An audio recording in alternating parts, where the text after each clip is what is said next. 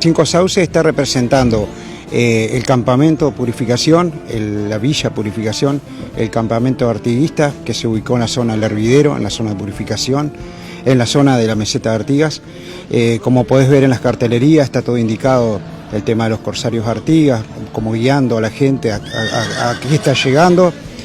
Nosotros nos guiamos con la base de historiadores que nos fueron informando de cómo armar, y base de un libro se llama Los Artigueños, que también estuvimos viendo, y ves el rancho de Artigas, ves el cráneo de vacas donde él se sentaba, ves los catres, ves el escritorio, ves todo lo que ves en el campamento Purificación con los ranchos y con la bandera de los pueblos libres, que fue la bandera que se formó en Villa Purificación.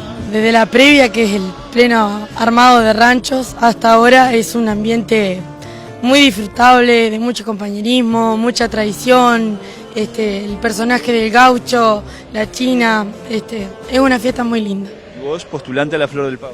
Sí, postulante por Cinco Sauces. ¿Es la primera vez? No, segunda vez que me invita.